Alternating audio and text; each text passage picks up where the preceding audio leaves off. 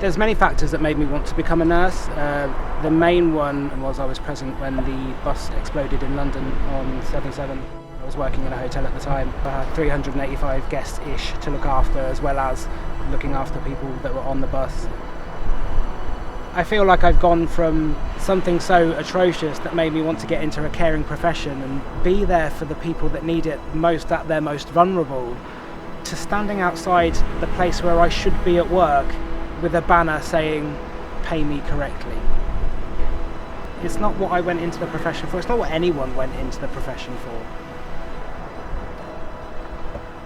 My job role entails looking after all of our internationally educated nurses, and that starts from the onboarding process. So from interviewing them to selling the trust, selling the area, to training them. So of course there's a huge sense of responsibility for me in my role to kind of sell the NHS as this wonderful, great organisation where you can come, arrive and thrive. You know, the NHS is great, it's got all this wonderful technology, all these wonderful buildings, all this great equipment that we can use, but when they go for their first clinical shift and they look around and then they're like, oh, it's almost like, what have I signed up for?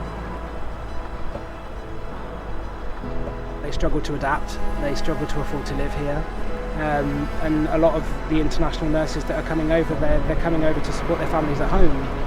They're working all the hours God sends. They don't have time to give the care that they want, the care that they've seen and dreamed about from all the videos and things that they've seen about how the NHS is and what it's like to be a nurse in the NHS, and then they see the reality. I'm lucky that the team that I work with are, without blowing our own trumpet, we're great at what we do, especially in that pastoral support extent, that we support them, we guide them, we have open sessions. My work mobile phone is on 24 hours a day, 7 days a week, much to my partner's disgust, but it's there because I know that they need it. Obviously at the moment, with the news reports that are going out, people hear, people see. You know, I've had interviews recently where people are asking about staffing levels before they make a decision, and they actually withdraw because of what they're hearing and what they're reading. And I have nurses come up to me saying they're struggling to live. You know, we're going to food banks to do our weekly shop because we don't have money. We're working 7 days a week because we need to send X amount of money home. You know, it's disheartening. So even when I'm interviewing, I feel in my brain, there's a conflict of interest to a certain extent, because I'm sitting there trying to sell this dream that even I at times question, does it exist?